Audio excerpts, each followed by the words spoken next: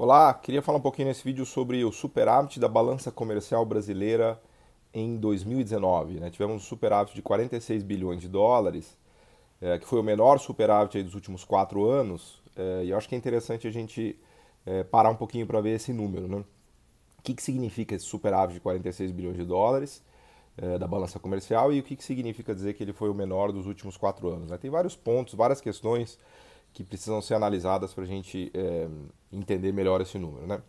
Primeira coisa é destacar que a economia brasileira está voltando a crescer, ainda que lentamente, né? Nosso PIB está voltando a andar, cresceu ano passado perto de 1%, deve crescer em 2020 qualquer coisa como 2,5%, e isso faz com que a demanda por importações aumente, né? Esse é o primeiro aspecto muito relevante para entender o resultado da balança comercial. Então, quando a economia começa a andar, as pessoas consomem mais, os empresários voltam a investir passo a passo e tudo isso começa a demandar mais importações, né, produtos importados, especialmente aqueles de maior conteúdo tecnológico, né, e de sofisticação produtiva, como eu venho comentando nos meus vídeos aqui no canal. Então, quando uma economia anda, a balança comercial piora mesmo, né? Especialmente se ela é puxada por demanda interna e por consumo interno, né? Esse é o primeiro ponto. O Brasil tem um déficit muito grande na conta de serviços, né? A gente começa todo ano devendo praticamente 70 bilhões de dólares na parte de serviços que a gente contrata do exterior, né? Isso inclui juros da dívida externa que a gente paga de empresas privadas e do setor público. Isso inclui remessa de multinacionais, né? O Brasil tem um parque de multinacionais gigantesco, a gente remete todo ano praticamente 20 bilhões de dólares, né? Isso inclui leasing que a gente paga de plataformas de petróleo, que a maioria não é nossa, leasings de avião, né? Todos os aviões que a gente usa no Brasil são, obviamente, não são de propriedade das companhias brasileiras, então tem uma conta de leasing gigante, a gente paga aluguel de satélite para falar no celular, para usar as redes 4G e etc. Então, turismo também, por incrível que pareça, o Brasil tem uma conta de turismo deficitária, né? O Brasil recebe, a França recebe na Torre Eiffel 7 milhões de turistas por ano, que é mais do que o Brasil inteiro recebe por ano, uma piada, né? Países como França e Espanha recebem 40 milhões de turistas ou mais por ano, o Brasil recebe 7. Então tudo isso daí constrói uma conta de serviços negativa em dólares no Brasil de aproximadamente 70 bilhões de dólares, chegando até 80 bilhões de dólares em muitos anos, né? Um déficit, né? Então, o Brasil precisa de um superávit na balança comercial para equilibrar esse buraco dos serviços. Ainda assim, a gente tem uma conta de balanço de pagamentos, né, em economia, nos jogos dos economistas, que é o resultado de tudo de dólar que a gente recebe e manda. Ainda assim, a gente tem um resultado negativo, porque a conta de serviços tem um buraco de 70 bi, a balança comercial fazendo um superávit de 40, 50, dá um buraquinho aí de 20 bi, que aliás não é pouca coisa, né? Nos anos em que a conta comercial cai muito, né, como a gente teve, por exemplo, na era FHC ali em 98, 99, ou no finalzinho do governo Dilma, em que a balança comercial praticamente zerou, né? Nesses momentos a nossa situação externa fica dramática, porque o nosso déficit em transações correntes, né, que é a balança de serviços mais balança comercial, também conhecido como buraco externo, foi a 100 bilhões de dólares, né? Ou 4% do PIB no final do governo Dilma, e no final do governo FHC, em dólares, valor absoluto menor, mas também 4% do PIB. Em geral, quando a gente atinge uma situação dessas, vem uma crise cambial, falta dólar, né? E aí é o segundo ponto que eu queria destacar, né? A grande função da balança comercial brasileira é trazer dólares para o país, e aí tem um quê de mercantilismo mesmo, né? Como algumas pessoas têm levantado, né? Aquela ideia metalista do mercantilismo, né? De que é importante ter um resultado positivo da balança comercial em ouro. E, na verdade, a intuição dos mercantilistas estava certo, né? Porque o que a gente foi ver depois no século XX nos países emergentes é que os países sem reservas cambiais de moeda fraca sofriam crises monumentais no balanço de pagamentos, né? Ou seja, havia fuga de dólares que provocava a desvalorização do câmbio e que provocava uma aceleração da inflação enorme, né? Essa é a história do Brasil desde os 90. Toda vez que tem uma crise cambial, com fuga de dólares e grande desvalorização, a nossa inflação volta a acelerar, né?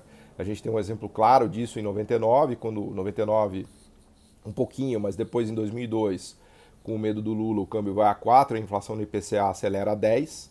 Depois em 2015, de novo, na implosão do governo Dilma, o câmbio vai a 4,25, né, a preços de 2015, que seria o equivalente aliás, o 4 lá da era Lula, de 2002, seria o equivalente a R$ 8 na era Dilma, mas que obviamente a gente não atingiu. A gente atingiu 4,25 na desvalorização de 2015, que também levou o IPCA a 10%. Né? Então, se não há reservas cambiais e um fluxo de dólares relativamente bom para uma economia emergente, ela passa por choques externos, por crise de balanço de pagamentos e por fortes desvalorizações que acabam tendo impacto inflacionário e desestruturam toda a economia, né? Aconteceu com o Brasil nos anos 80, quase aconteceu na virada do FHC e quase aconteceu na virada da implosão do governo Dilma. Então é sim muito importante, a intuição dos mercantilistas estava corretíssima nesse sentido, né? Países periféricos e emergentes precisam de lastro, de reservas em dólares, de fluxo, né, para segurar o valor da moeda deles, né? De outro modo, essas moedas implodem e isso traz rapidamente inflação para esses países. Então o Brasil depende muito da balança comercial. Claro que a gente também atrai dólares pelo investimento direto estrangeiro, né, que é o canal pelo qual as multinacionais colocam recursos no Brasil, né, comprando empresas brasileiras, que aliás elas adoram fazer, né, toda boa empresa brasileira promissora acaba sendo abocanhada por uma multinacional, né, todo o core tecnológico que a gente descobre, a gente acaba entregando. Tem milhares de histórias no Brasil de incríveis empresas brasileiras promissoras que foram vendidas para multinacionais. A Embraer certamente é o maior símbolo disso. Mas o fato é que a multinacional traz recursos para o Brasil e para os países emergentes. Elas trazem dólar, comprando empresas existentes, é o que a gente chama de investimento brownfield, ou construindo empresas do zero, que é o que a gente chama em economias de investimentos greenfield. Então esse é um outro fluxo de dólares importante para países emergentes e para o Brasil. Essa conta aí no Brasil vai muito bem, está na casa de 80 bilhões de dólares, para vocês terem uma ideia, por ano. Mas enfim, a balança comercial tem essa função de trazer dólares, né, que é muito importante para dar uma relativa estabilidade para a moeda brasileira. É o que foi feito na era Lula e Dilma, né? A gente construiu 380 bilhões de dólares a partir de superávites na balança comercial. O governo brasileiro, obviamente, não imprime dólar, né? Então, todo o boom de commodities da era Lula e Dilma foi transformado numa reserva cambial de 380 bilhões de dólares, e aí sim, um dos grandes acertos da era Lula e Dilma, a meu ver, foi ter construído essas reservas, né? Tiveram outros erros, a gente pode, enfim, discutir isso, eu tenho alguns vídeos que eu analiso, mas esse certamente foi um dos grandes acertos, né? O governo atualmente começou a vender um pouco dessas reservas, elas caíram para 360 ou 350 bi. Eu tenho um pouco de medo disso, eu acho que as reservas são um seguro, uma espécie de canhão que a gente tem para defender a moeda, né, que o Banco Central tem para defender a moeda, apesar de ter um custo isso, que é o diferencial de juros internos e externos, mas que no Brasil melhorou muito agora, porque como a Selic é a 4,5, não custa tanto carregar essas reservas, né? Então, esse lastro de reserva cambial, até no espírito mercantilista, é bastante importante, e aí preocupa que a nossa balança comercial comece a cair, que o saldo da balança comercial comece a cair. O último ponto que eu queria destacar é o conteúdo tecnológico da balança comercial, né? E aí, de novo, a intuição, né, o feeling dos mercantilistas estava correta, né? Inclusive, muitos autores têm resgatado esse pensamento mercantilista em bases mais modernas. Eu destacaria o livro, está até aqui o livro esse livro aqui, ó.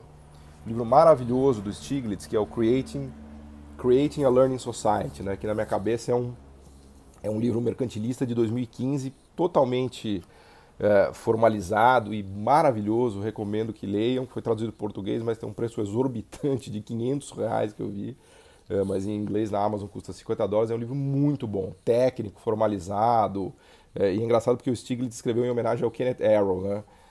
E ele usa o pilar de aprendizagem tecnológica, né? Então ele resgata a ideia mercantilista, mas uma roupagem de aprendizagem tecnológica. Muitos outros autores têm feito isso, né? O próprio Danny Roderick, o Alice Amsden, o Eric Heiner, o próprio meu amigo Rajun Chang e muitos outros, né? Mas a ideia é que o conteúdo tecnológico da balança comercial brasileira é muito ruim, porque a gente exporta commodities, né? 50%, mais de 50% pela primeira vez da balança comercial brasileira é composta por commodities simples, né? Petróleo, soja, carne de frango, minério de ferro, né, que tem zero de conteúdo tecnológico, e a gente importa os bens mais tecnológicos, mais sofisticados do mundo. Então a gente é basicamente uma economia tosca, que consegue extrair coisas da natureza, é como se a gente exportasse meio ambiente e importasse capital humano, né? Máquinas, equipamentos e coisas sofisticadas que a gente não consegue fazer, a gente importa, e em troca disso a gente exporta quinquilharias de commodities, né? Então, esse balanço tecnológico de capital humano é muito ruim para a economia brasileira, né? Isso que, por exemplo, o Stiglitz mostra nesse último livro, né? Economias que produzem e exportam bens que têm alta intensidade tecnológica, vale dizer químicos, mecânica de precisão, química fina, máquinas avançadas, são países que têm muito potencial de aprendizado, né, e que pagam salários maiores e que têm lucros maiores, porque isso é uma característica de bens intensivos em tecnologia, né, especialmente os medium tech, os high tech, né, e os serviços escaláveis sofisticados, né. Então, a balança comercial brasileira demonstra, vamos dizer assim, a tosqueira que é o sistema produtivo brasileiro, porque ele é incapaz de produzir e exportar competitivamente bens sofisticados, né? A gente está, nesse sentido, caminhando mais para se tornar uma África, né? A África inteira. Aliás, se vocês repararem, o comércio mundial é bem claro, né? Os países mais pobres do mundo são aqueles que só conseguem produzir e exportar commodities, né? Basta olhar a África, né? O que é o continente africano?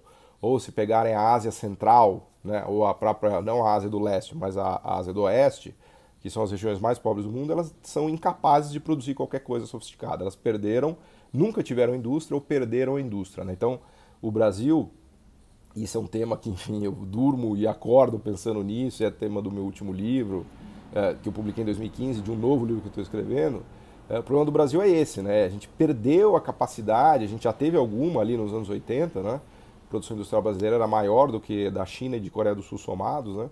Mas a gente perdeu a capacidade de produzir coisas sofisticadas, com conteúdo tecnológico, né? De produzir para o mercado doméstico e para exportar, né? Então, essa balança comercial altamente dependente de commodities é simplesmente um reflexo dessa incapacidade ou dessa burrice da economia brasileira, por assim dizer, né? A gente exporta coisas sem capital humano e importa coisas intensivas em capital humano. Então, nossa economia vai ficando cada vez mais simplista, cada vez menos sofisticada, paga piores salários, as empresas brasileiras são fracas, não tem escala, não tem economia de escopo, não tem domínio tecnológico e vão perdendo espaço no mundo e a gente vai virando o que eu costumo dizer que é a economia do Uber, né? Da indústria para o Uber, né? A gente só consegue gerar empregos ruins, informais, em setores de baixa produtividade, né? Então, vejam quanta coisa a gente tira da balança comercial, né? Tem o aspecto da moeda forte, da divisa, que é o lastro para a moeda de um país emergente, tem a questão do conteúdo tecnológico, né? Que revela esse ponto do aprendizado, né?